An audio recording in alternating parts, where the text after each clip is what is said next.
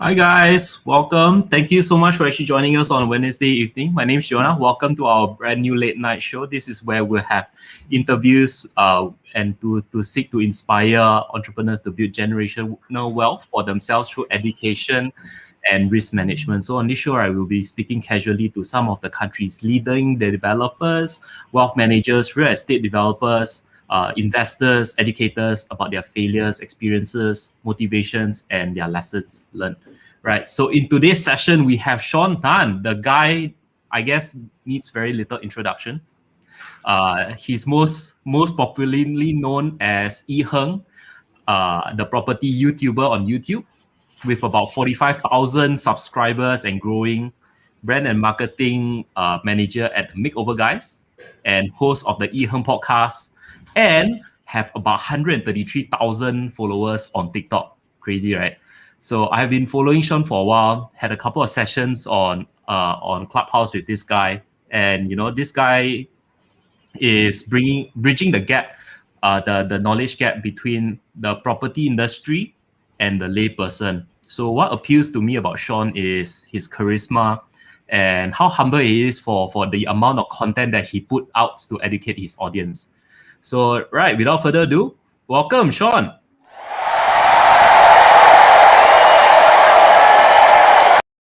Your setup is amazing, man. It's a bit elaborate, but whatever works lah, huh? So Sean, let us know a bit about yourself, a bit of an introduction, and what got you into property.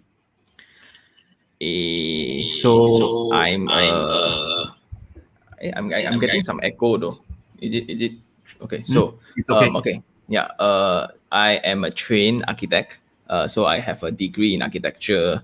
Then because I wanted to fund myself into masters, I don't have money. So the fastest way to raise money was being an agent back then. Then after being an agent, then I slowly get myself selling houses, selling factories, selling land. I kind of got stuck there when I want to sell land because the land laws are just a bit complicated. Therefore, I further my studies in masters of real estate. Then in that masters, then I learned valuation, I learned REITs, I learned economics and law again. Then after that, at the same time, I joined this public listed developer. And for 6 years, I rotated around 9 different departments. So that's a good and bad thing lah. So then after that, all this while, I have always been an investor myself. I've bought my first property when I was 22. Then after all the interchanging of departments, I decided to come out again back to the real estate land, and I started doing marketing. Right, so I was the first guy to start use videos in marketing properties, and it got a big success until the day where this old man tells me I was too convincing, and he will pour in his entire life saving for a project that I'm selling. That got me kind of scared. Then only I realized the actual gap between the real wealth, right, versus the layman. And so after that, I tried my very best in trying to bridge this gap. Therefore, the channel happened. So that's the shortest intro that I can come up with right now. That's great, man. I think like a lot of people who actually want to buy a property or need investment knowledge, especially in Malaysia, right? You're pretty much the go-to person in terms of quality of content. And what I really like about your YouTube is, I just do a bit of promotion about your YouTube, right? If you guys haven't subscribed to Sean's YouTube and you're actually watching on YouTube, go ahead and subscribe to him. But of course, after this show, go ahead and subscribe to Sean. But what I really love about Sean, your YouTube is your lecture series. You have about five lecture series, and also your Asking Sean series. Asking Sean actually bridges the knowledge gap between the property industry, the insider know-how, and I can attest to it. It is true. It is real, and it is very informational, and it gives people a lot of insights into what it needs to be. Because this kind of knowledge, right, you pretty much need an investor or a property buyer who have actually researched for more than a year or so to actually get this kind of knowledge by themselves. But you, by actually providing this, right, you actually hasten their process if they actually watch through your videos again and again, right? So it gives them very good perspective. So just before we continue, right, we have a couple of audience here that I want to welcome. We have Selena, we have Felix, we have Brian, we have Vivian, we have Laura, we have Puiman, Catherine, Suelaine, and Jericho. Thank you so much for actually joining us. So my next session for you, Sean, since I mentioned about YouTube, right? And you actually mentioned about this evolution of consumption. Some people read, some people watch. I believe you are a person who watch and listens. Yeah. How about you coming out with a book? Is there anything in the pipeline for Sean Tan, Iherng to actually come out with a property book, like a property Bible that people can actually buy? That seems to be the natural course, lah, right? I think everyone starts. So what's weird and what's scary also I'm grateful for them is they are people who are plotting all the projects that I've recorded before, and they made it into a map. Wow. So they tabulated 180 locations of the properties that I have visited and documented before. So I'm still in this mission of trying to record 1,000 different properties, and throughout that 1,000 properties, then maybe I will have more things to share, right? A book to me, but yeah, I know I shouldn't judge on how people consume or how people learn, right? But I guess it will be most likely me getting a ghostwriter to just listen to all my podcasts and convert it into a writing format. Because the way I create content, as you guys know, so I'm really random. So I'm spontaneous. I work very good with that. So I will just wake up in the morning, hit the record button, and I start reading emails. So that's why the dressing is always the part that people find very weird. Like he looks like he just woke up, like literally. Yes. So I woke up at 6 o'clock and on the light. Yeah. Okay, let's do this. So that is I hope that can happen, but I am still finding my foot in the book world, because if you look into property books, right, I have I think 8 to 10 books, but generally in foundational knowledge is the same. It's just rephrasing ayat aktif kepada ayat pasif. Nothing much different, right? Then some people do the most, and it was treated as a way to introduce themselves. Like now you write there, property YouTuber, Iherng podcast, right? Then I just add an author or best-selling author there. Yeah. And that was the thing that people pursue back then. Or he's a best-selling author. But to me, I don't find that enticing at all. Like to me, I would prefer property enthusiasts or whatsoever, right? Then yeah, I'm still trying to wrap my head around it, but because all of this honestly is happening a little bit too fast. I think the TikTok grew 100 over 1,000 in less than 8 months, like less than 6 months to 8 months, and I still don't know that I'm popular in that sense. Therefore, I don't want to get ahead of myself too fast. So stay humble a little bit first. Oh, fantastic. Good to know. And also, a lot of people have this connotation with the property gurus in the industry, right? A lot of people are very put off by them. But of course, for yourself, it's a very different ballgame. People can actually see and actually get value straight up from you without seeing you actually being salesy, which is a lot of people that are actually afraid of. So in terms of this, right, with that, like a lot of gurus out there, they're actually selling courses, bulk deals and whatnot. For yourself, you're actually creating valuable content on YouTube, and YouTube actually pays you. But also you are leaving a lot of money on the table, because with your audience, with your following, you can actually monetize them like this, right? So how do you, what is your game plan here? And maybe you can share with our audience here, how do you plan moving forward? It was an intentional decision to not monetize like that, right? Like you point out, I've been laughed at by the property industry. Like, Sean, why don't you just sell?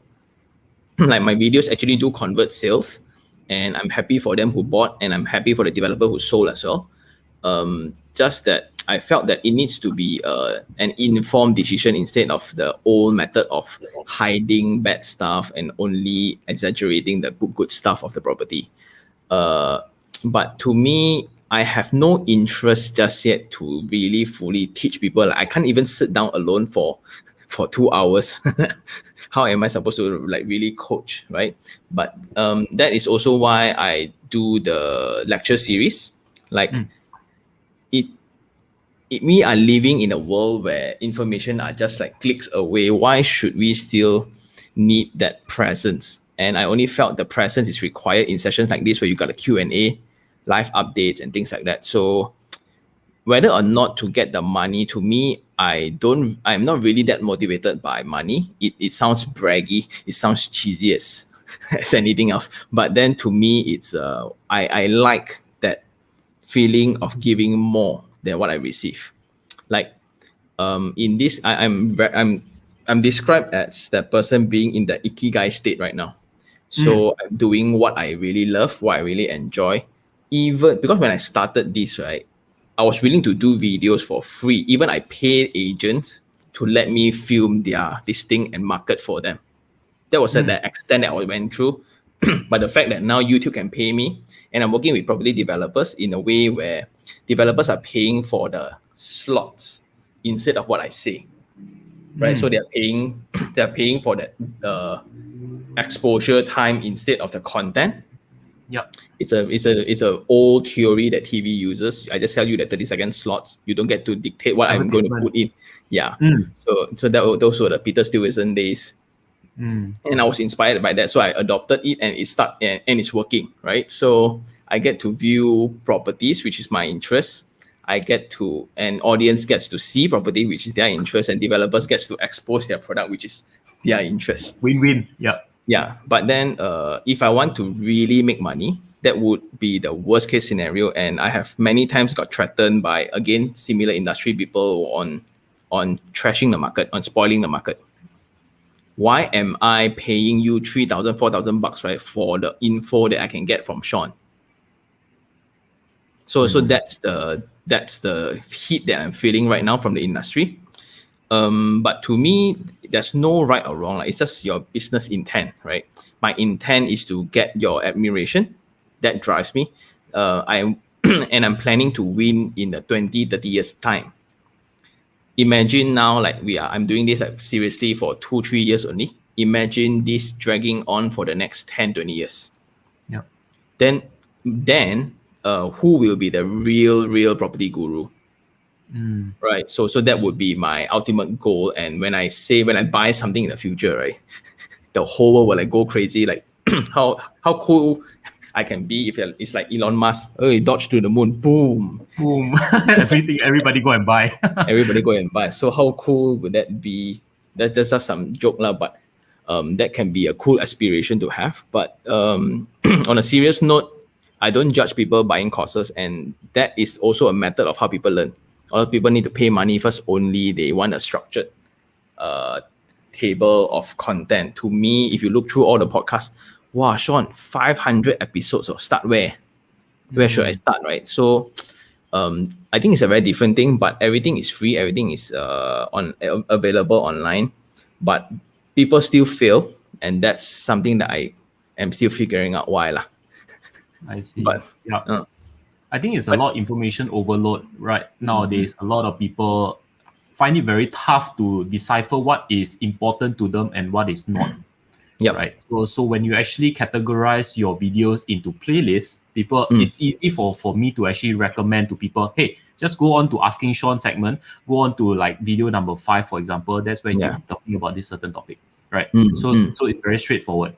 And I can actually refer to people, which I have.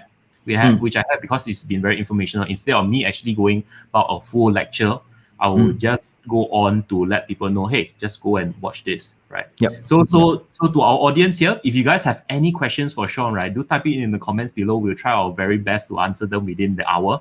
And also, if you're actually enjoying this session, hit the heart and like button so we can actually give Sean more motivation to share more with us. So with that, I have another question for you. Sean, so with this, just now you mentioned about smaller developers, right, or even developers in general. What are your opinions on these boutique developers in the grand scheme of things? Like for ourselves, we are Siacorp. We are a property developer in a northern side of Johor. And what do you think purchasers and investors should actually be looking at when actually buying from smaller property developers such as us? Maybe you can actually share as compared to the bigger listed companies, of course. I think it's pretty similar. Would be I think the keyword here would be value as an investor, right? So as I think on a smaller location, it's not so much driven by investment, right? I think the products that you guys will be building will be low rise, landed or shop lots, right? And those are the products that rental is not as attractive unless for the shop lot. Shop lot different. I think for the landed properties, all the people are just buying to keep and diversify the wealth. Then maybe 10, 20 years later, who the younger generation wants, I just pass to them. That's always been the smaller towns methodology. So in that sense, I think the branding works are different. Like there's no use in shouting very hard in social media because it's the world of word of mouth. Like, hey, in the kopitiam, right? That would be the best. Have you heard of this Kop? They are doing this. The door come in the house from the back one, Then oh really? Then everybody's just going and see, right? I think then that would be because that's exactly how JB worked back then. Like all social media didn't really work. And when once you sell to a group of buyers, suddenly the whole kampong come and see your showroom. So I think that would be that first impression for value that is very, very important. And price the sensitivity of price as well. So like in bigger cities, because I have 20, 30 different options to choose from. So but in a smaller location, there's like at most 3 players. 3 players or so. I know you guys might be related also to a certain extent, right? So that then it's really transparent in that sense. Everybody knows everything. And in that kind of situation, right, genuinity is displayed via the product. So like at this, so I can even tell you that the margin is 11% because this is going up, and everybody will understand. Right. So that is, I think if I'm the developer in a smaller town, that would be my approach to be really open, because once you try to hide something, it's very difficult from a small town. In KL, you get to hide because of the population. Smaller town, good luck, man. Kopitiam. The kopitiam is where they disseminate all the information. But that will be another topic for another day, lah. We shall not go there. We shall not go there. So for Sean, what was your most painful experience in terms of like buying property? And maybe you can share with our audience here how you actually got out from it. Yeah, I think I put this up publicly on YouTube, where one of my investment, I think I was too young and I was gearing up too fast. So I was buying one property a year. And this was I think the 3rd or 4th already. And I went for a segment that I was not familiar at all, in a location that I was not familiar at all. So I went into a luxury segment product, and it was a mistake. It was by mistake. I took a 15 years loan instead of a 35 years loan.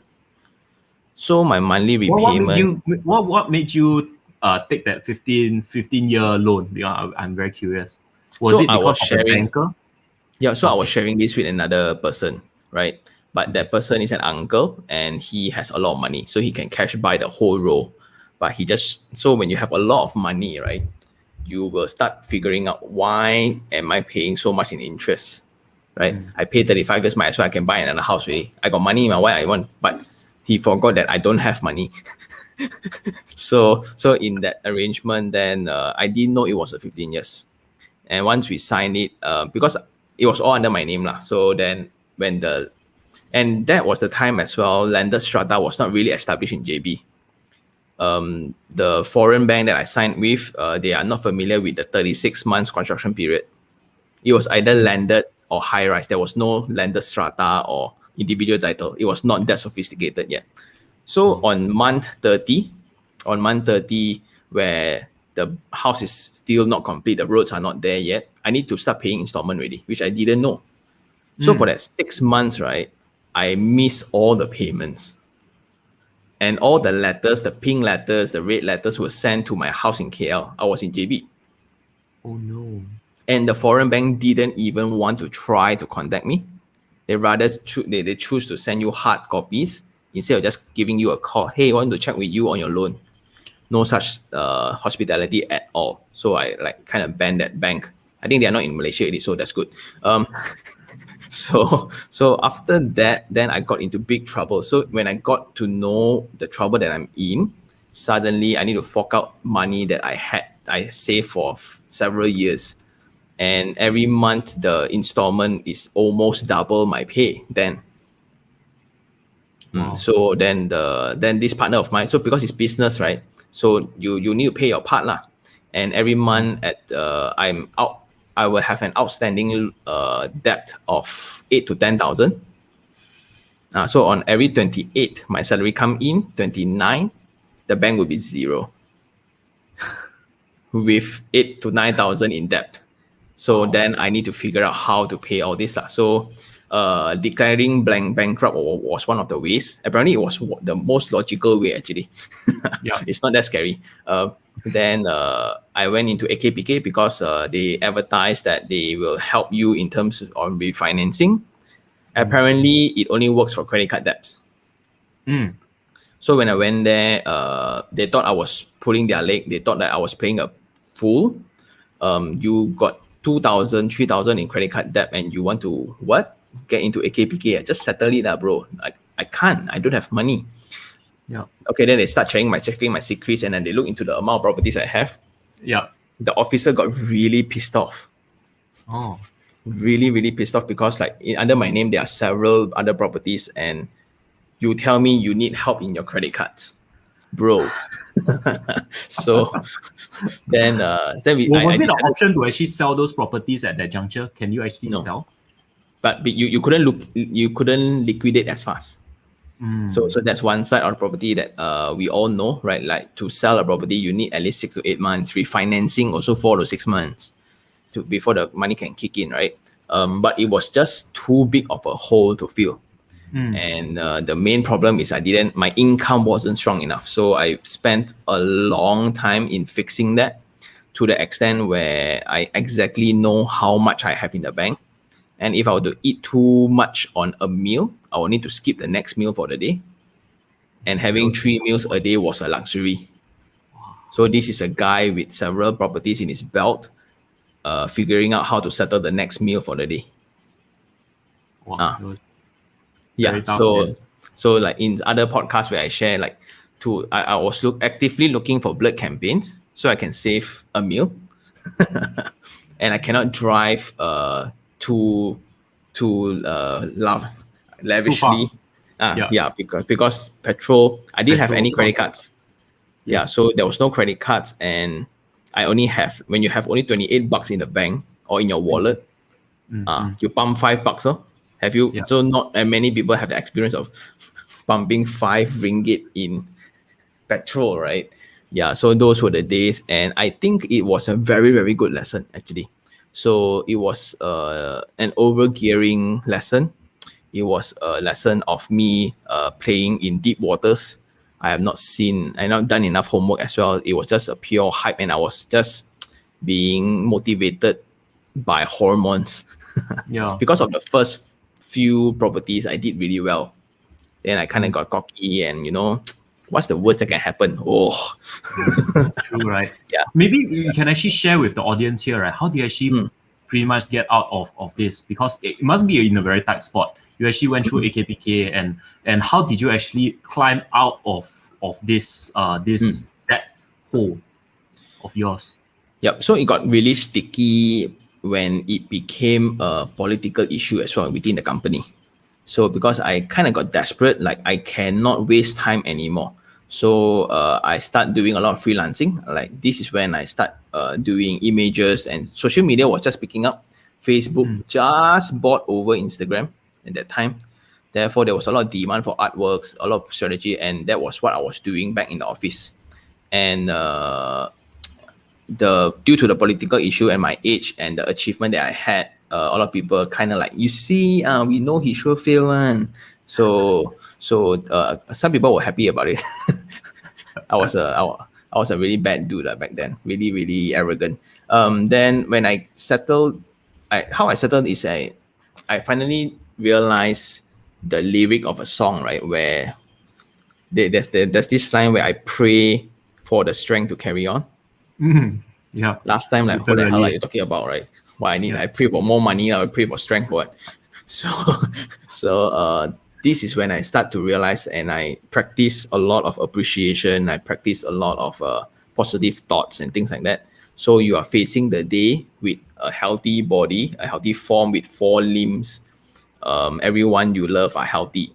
You get to conquer the day with all these instead of a person without a leg or whatsoever, right? So you are already winning, and when you start the day with such mindset, everything becomes really easy, right? A lot of people choose to amplify the problem, choose to amplify the frustration, and it becomes another excuse to do things for another day.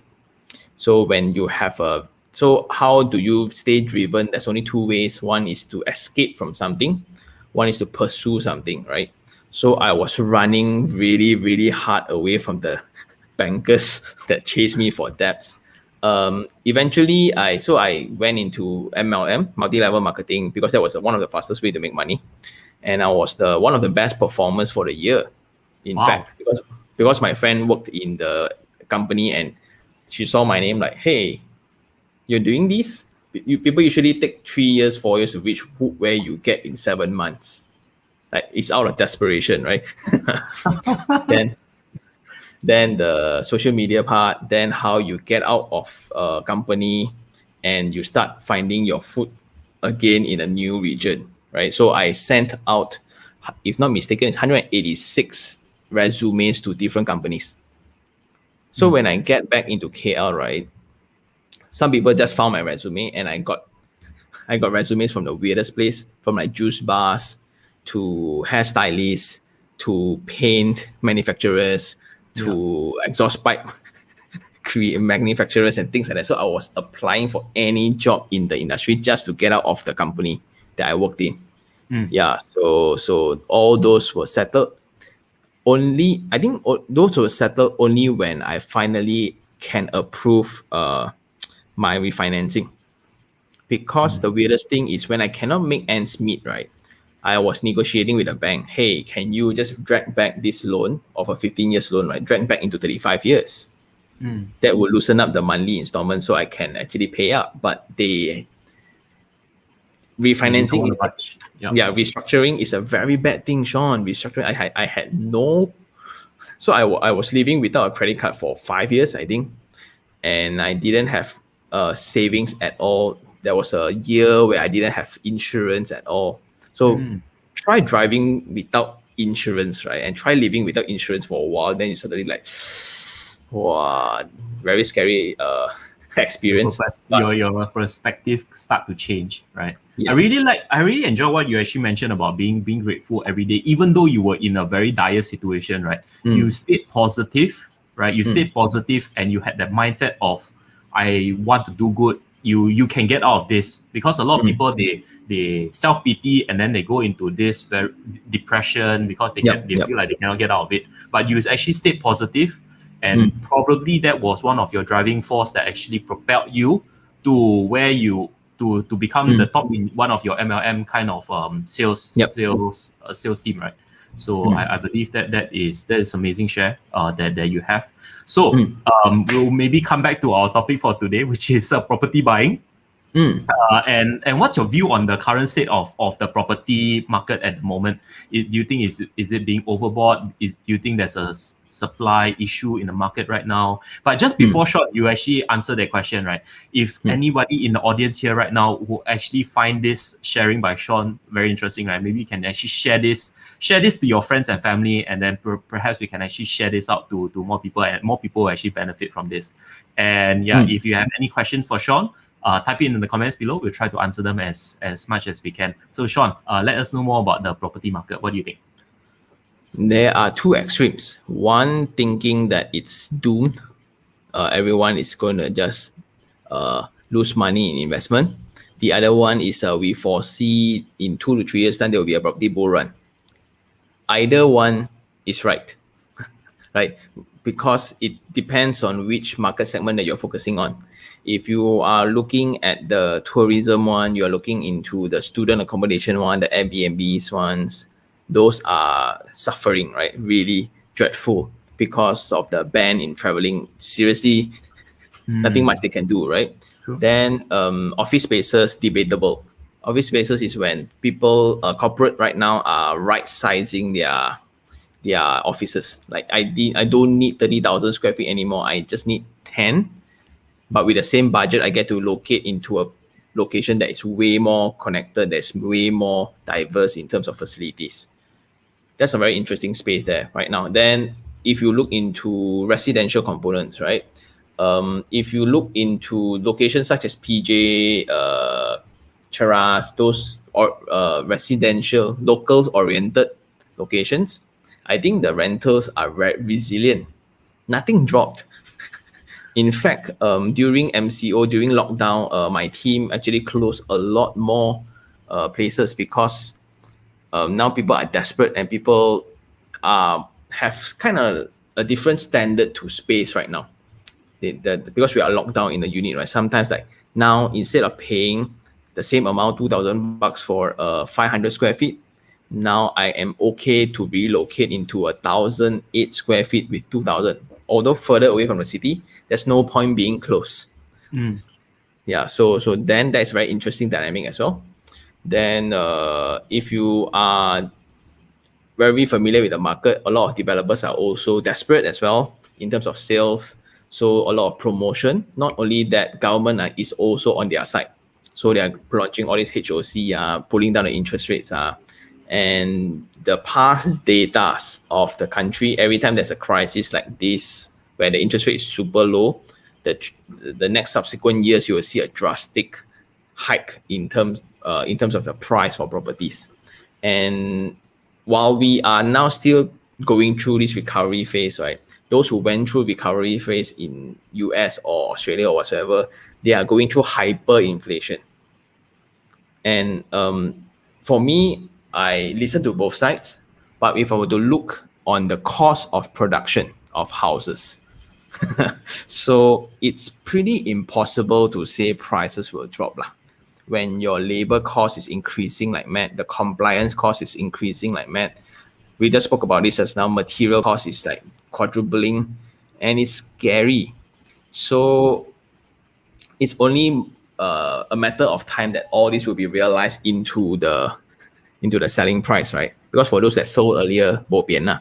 But if you were to market again, relaunch everything, right, the pricing will all be set. So no one is like, even if you order contracts like air cons or you want to order steel bars, no one dares to sign your contract now. They will always revisit pricing. So in that sense, property price most likely is going to go up just like inflation. Okay. So to me, it's still important for you to do your work done, because I personally believe any time is the best time to buy. Anytime, because like now I have friends that buy shop lots in hot tourism spots because they are cheap. They are selling at 50% discount. So if you buy them when things recover, like for example Langkawi, when things recover back, the tenants all start paying again. Right? So that's a betting game. And betting is whether you know your risk or not lah. Then if you want something more consistent, you can buy land. Right? So I think land is also. So on the side note, on a deeper scale of things, whether or not ordinary people are buying properties, right? Developers are buying land. So that is what I noticed. And if you notice, like in the past few months only, there is so many land transactions that are being announced, meaning the deals has been done like 7 months, 6 months ago. It was during the pandemic. So everyone is looking at the same statistics, the same pattern of price, and everyone is foreseeing there will be a property bull run for the next 3-4 years lah. Provided your property is in a good location, right? Property that suck, I don't think they will still be, because like the education level of buyers is only going to go up. More people will know how to play the game, and bad product is still going to suffer in that sense lah. True. So coming to this, right? Should people be worried about the overhang unit? Because you mentioned that there's some mismatch of properties within the market itself. What do you think about this property overhang? There's a lot of property. The government says there's a lot of property overhang. Well, what are your thoughts like? Number one, I am not concerned at all as a investor that there is a lot of property overhang, right? To me, it's pada muka. To me, it's like because I was a developer before, so we know how the pricing plays, right? And when you're too ambitious on your initial pricing, you are selling at a price where no one can actually afford because you want to achieve that high status of branding, then that was a wrong strategy. Whether or not there's a lot of overhang, I think it's only about time when it will reach an equilibrium, right? So there's no economic incentive for the developer to hold the units. So they will try their very, very best, right, in clearing. So whether you want to clear on the normal market or you want to clear on the underground market, whether you want to do bulk purchasing with property gurus or whatsoever, no right, no wrong. It's just a business decision.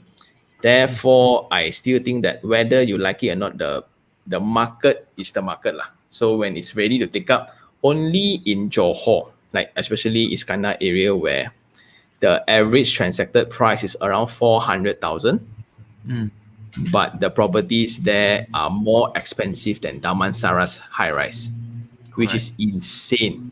Right? Per square feet is 1,200 on Putri Harbour. Then I'm like, what? Mont Kiara is 750 and we still think it's expensive, right? Correct. Yeah, so it's a very clear mismatch because their target audience has always been the Sing dollar, not even the people, right? The currency. So to me, I'm not that concerned on property overhang because there definitely will be some outcasts. Like if we understand the media business, the writer will most likely focus on the example that I just gave right now.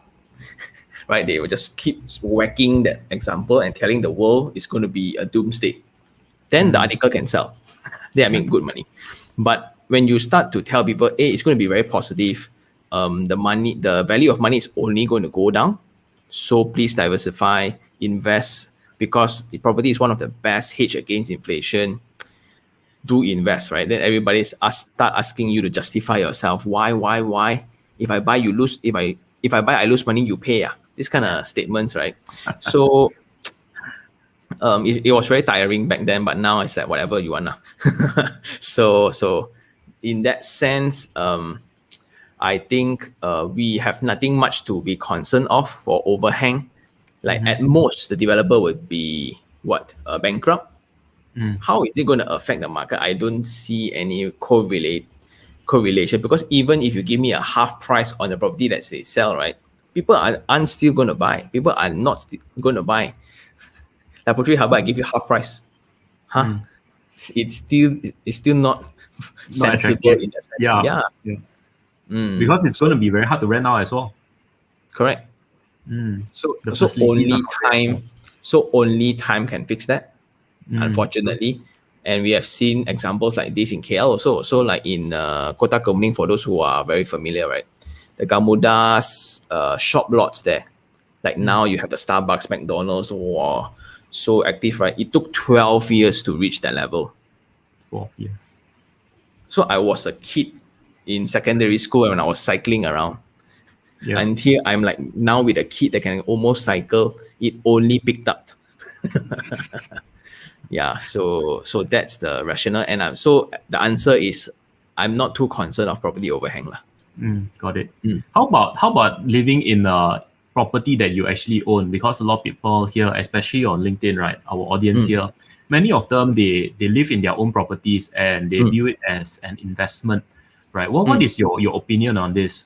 On whether they are actually staying in the property itself without generating any income? Would you consider it as an investment, or would you actually consider it as own stay with the potential of being an investment? It's an own stay with the potential of you retaining your initial money value only, the initial value of your money only. I see. So it means that if I were to buy something at 500, 10 years later it's 1 million. You made 500,000? I don't think so. It's just that the value of things then, 10 years later, 1 million is equivalent to the 500 of today. So if you were to sell that 1 million house, there's no way you're going to buy back the same house at that value. So did you make money in that sense? It's just you parting money away every month. Then suddenly, hey, you see, hey, long time I didn't see you already. So it's like the discovery of your value 10 years down the road. So And that's this my doesn't actually happen all the time, right? After 10 correct. years, it can be worth less or even about the same as when you bought, right? Correct, Then there's correct. So potential. yep, and that's the thing that only I realized after investing in a property myself for the past 10 years. Like the apartment that I first bought rented out at immediately after I got a unit. So every year I will just pay 1 month of rental because that was for the agent, right? Mm, And it has been 10 years. The property has increased like 30% in value. mm, But that 30% you recalculate, right? Nothing much lah. But what I gain actually is the monthly rentals. mm. So It's like your let's say dividends like that. You own the yes. shares and then you get the dividends by the side. Yes, yeah. So it's like a dividend stock where every month, every year they give you dividend, right? Every quarter they give you dividend, but the share price still goes up. Correct. So I think that would be a better strategy if you are going to play property in this current state of economy, because the flipping game, the classic precedent for the flipping game is Desa Park City and Setia Alam, and those happen like a magical unicorn like that. But these kind of stories are still narrated in a lot of upcoming townships where I see a lot of failures as well. So the danger I worry for the youngsters right now is buying the dream home as their first property, Mm, because they only think that I'm going to buy only one house in my entire life. yeah. So it's dangerous, right? When you have that kind of mindset. So they're going to overgear in the property. Maybe they buy a dream house that's 1 million, but suddenly your entire disposable income got stuck. There's no way to invest yourself out anymore. That kind of model makes sense 10 years ago when we didn't have crypto, Mm-hmm. when we didn't have NFTs, when we didn't have robo advisories. We still need to call remisiers to trade. Now I call this the alternate investment world where Pokemon cards can perform better. We are living in a world where watches are the most stable investment ever. For now, yeah. Yeah. So if you play watches, then you understand. Yeah. So it's a really weird world that we are living in right now. People are paying 18,000 US dollar for a JPEG file. It's going to get only more complicated from then on. So to me, if you are buying a property to stay, don't say that it's an investment. Just say that it's a cost of accommodation, Mm, right? And it's a good way, like you drive a car every day. It's better that for definitely there will be wear and tears, right? But in a sense of property, you will make money, you will retain your value for every money that you parked out every month. 20 years down the road, if you were to exit the game, you still have something there. true. That's the perspective that you should have, not like I made money. Mm-hmm. If I make money kind of thing, then it would be the format of getting an Yeah. investment property and renting it out. Yeah. Because the interesting debate here is, I think that the need for landed properties is temporary, but temporary in this sense is around 10 to 15 years. I only need it when my kid is around 10 years old. Mm. Then when he's 22, 23, it's time to go, dude. Then the house served us enough, because I've seen a lot of people, I made a lot of friends after the YouTube channel kind of bloomed. A lot of people coming to me where they want to downsize. Mm. So these are the people that has 12 million mentions, and they complain to me because I'm serving the house.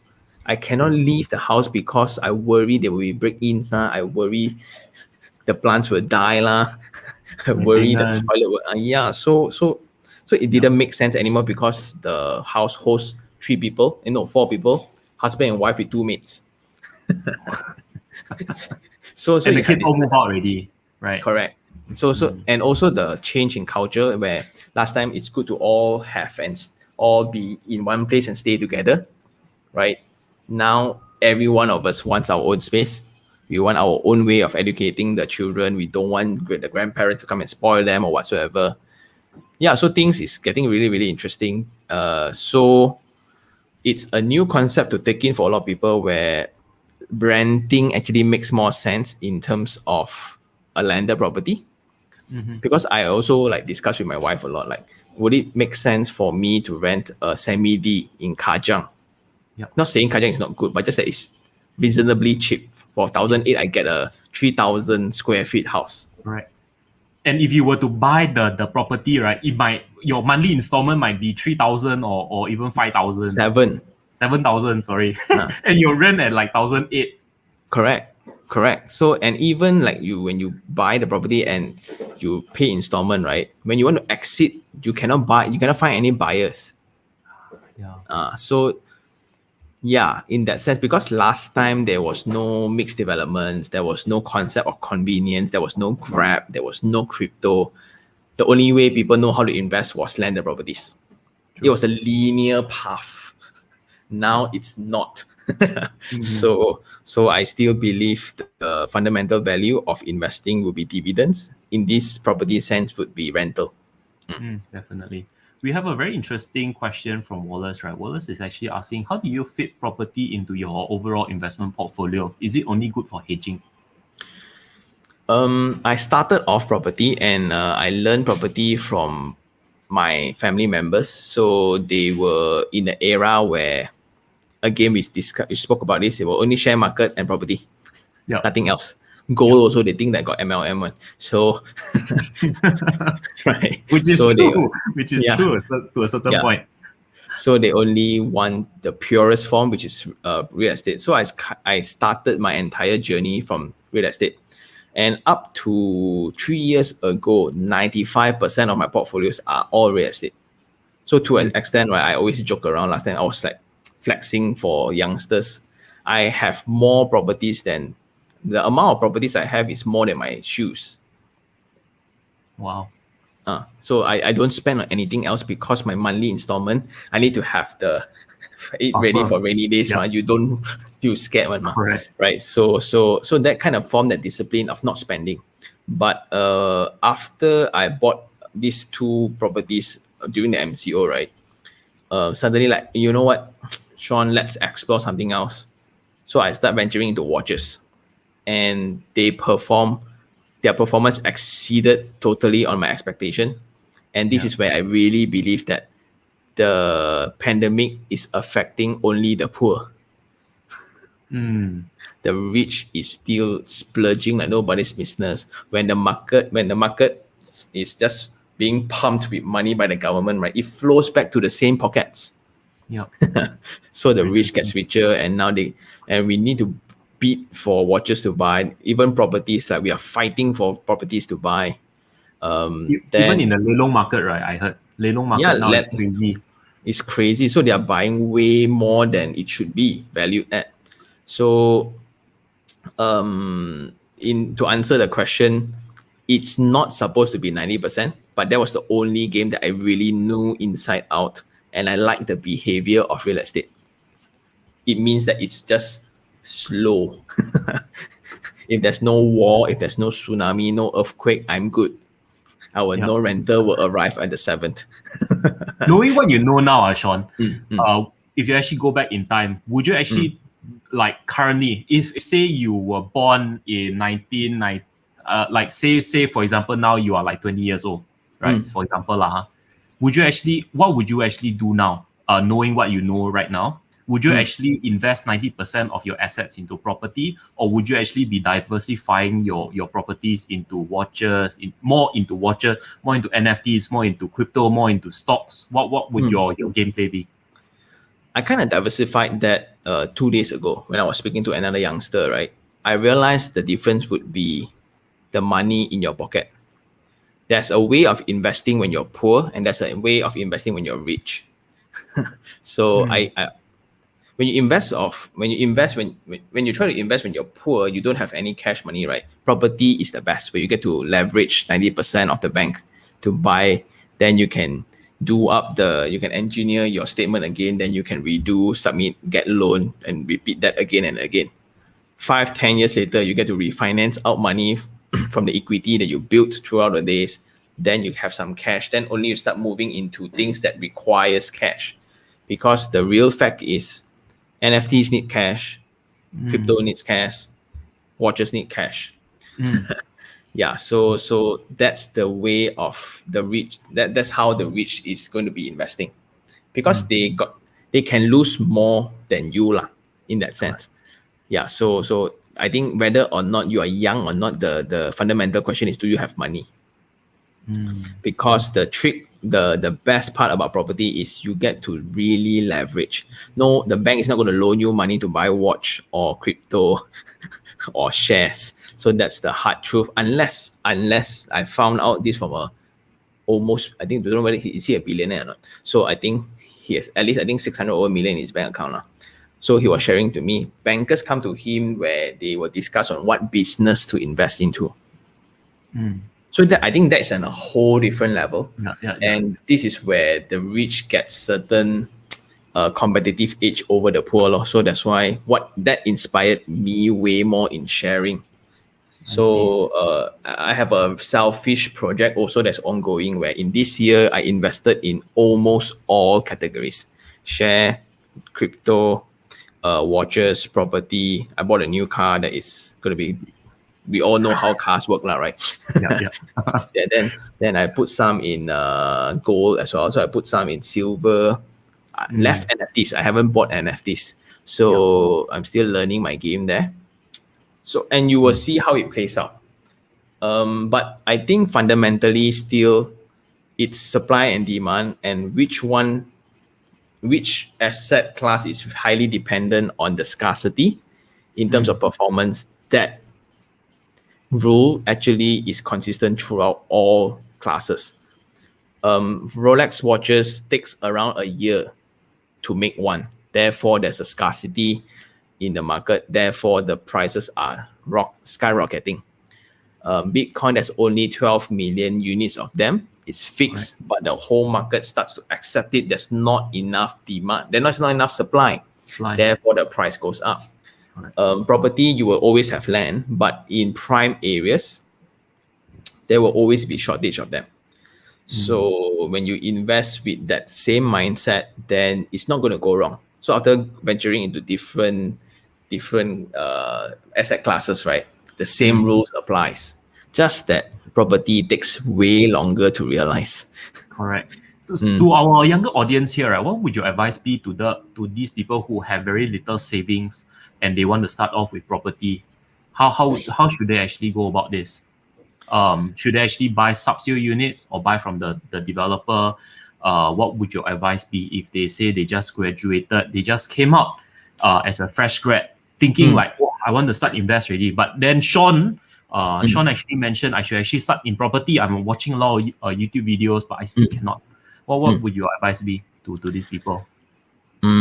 I would suggest to not go into property first, because it will tie you down for the next 35 years, unfortunately, right? So that's something to be you need to stare into that fact first before you want to start. Because let's say when you are a fresh grad, you are not supposed to buy a house when you are a fresh grad. So you are supposed to invest back into your own mindset first, in figuring out ways to make more money first. Because the unfortunate truth is, when you have more capability in losing money, money follows you more. So like suddenly got a budge, then you got so worried, then you exit out. But that was the standard variation before the next hype. We all seen that played out. So in my opinion, first build up your 6 months emergency fund. Then build up your insurance coverage to protect yourself first. Don't be a liability to your family. Then try your hardest in improving your skill sets to make more money. I think income, there's two ways. When your active income is so low, right? How much you think your passive income will be? So it's going to be a very difficult. So it's kind of in linear, where when your active income is so high, only you get to build passive income of it. But when you are just starting out, your active income is you can barely survive on it, right? I think investment in property is not a true way out, because property is not a way or a tool to make money. It's a tool to diversify your wealth. It's a wealth generation tool, right? It's a correct. wealth preserve. You mentioned this before. It's a wealth preserving tool, correct? Yes, it's not Wealth like something I buy and sell then I make money.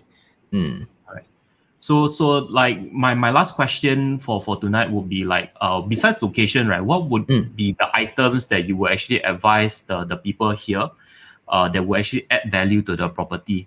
Like, what kind of things they should actually be looking for in a property so that they can start investing or start looking out for their own home to own. Is there certain criteria that you follow? Is it different for own stay or investment? Maybe you can share a bit more about this. I think in the market right now, I think developers are getting smarter and smarter. So they really clearly determine out this product, is it for investment or not? Because if we see the several property reviews, right, investment oriented ones are just pigeonholes. Nothing fancy, it's really number generated.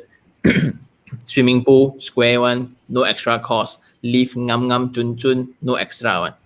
So those are excellent investment tools where the rental is way higher than the installment.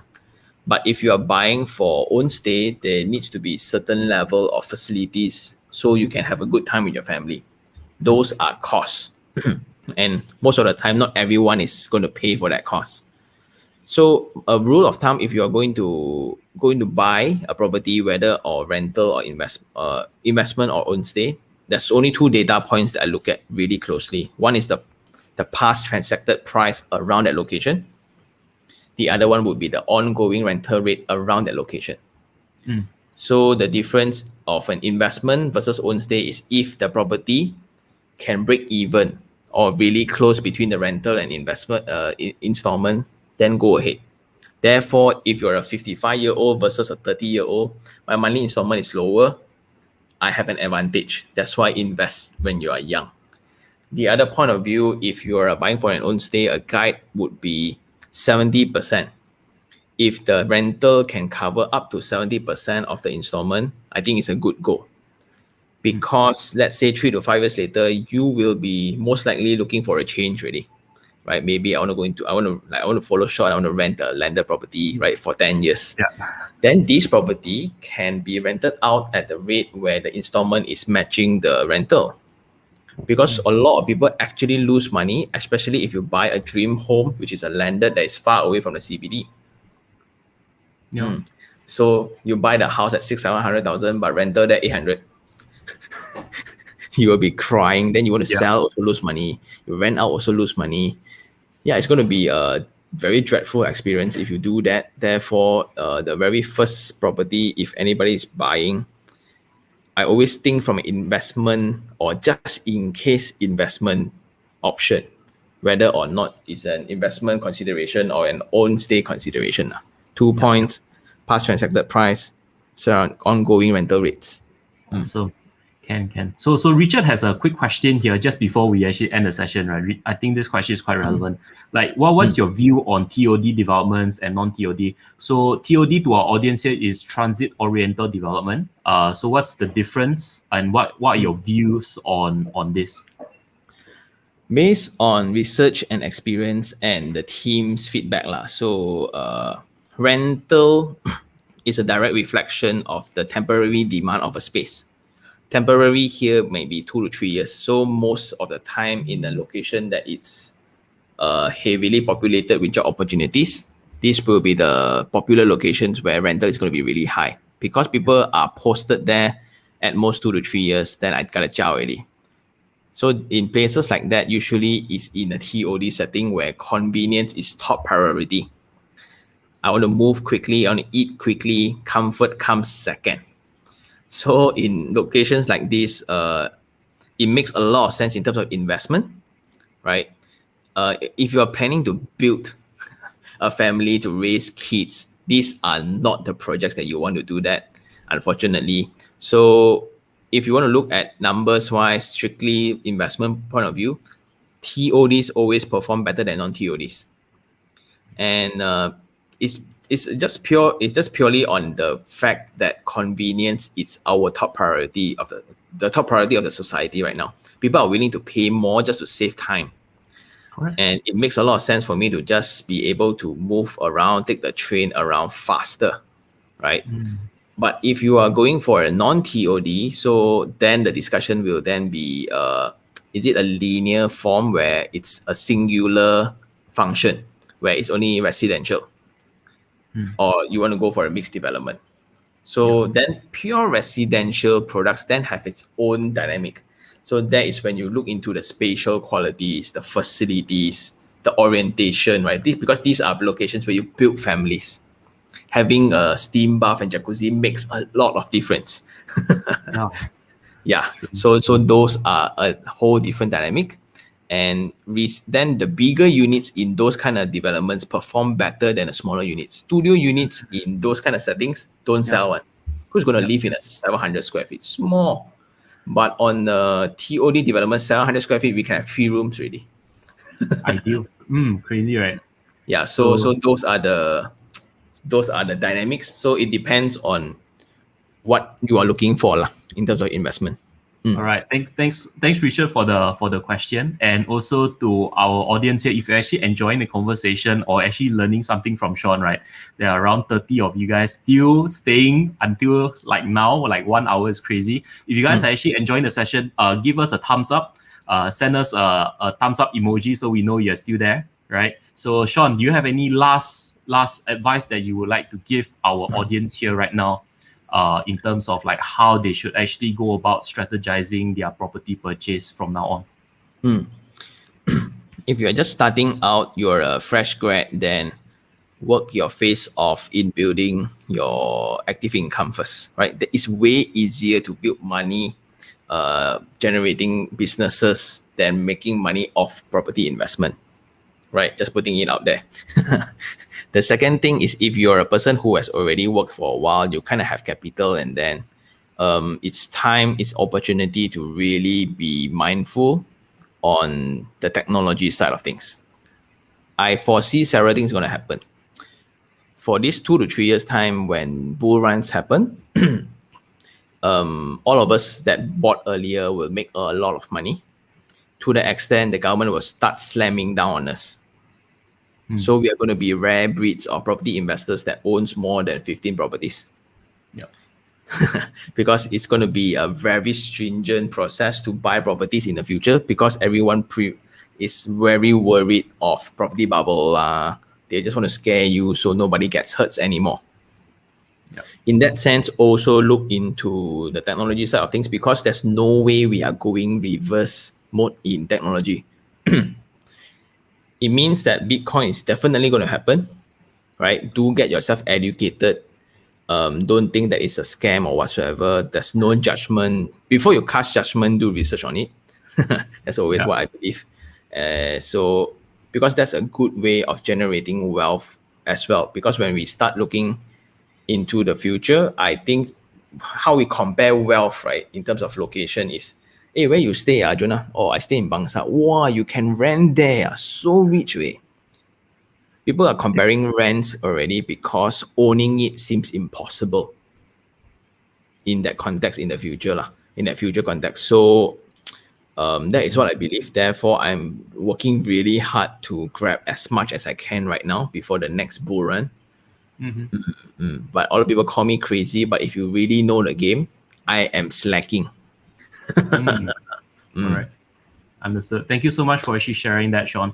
So thank you so much to our audience who actually tuned in. I'll just quickly name a few. We have Popal, we have Richard, we have Edison, Brian, Wallace, Keanu, Sasitaran, we have Fuyao, we have Chi Ming. I can't name all, but thank you so much for actually your attention and your questions for tonight. And of course, we would like to thank Sean for actually being here, sharing openly about your wisdom, about your experiences, and how you actually get out of debt, right? And your mindset that actually went along with that. I think a lot of people can actually learn a lot from this.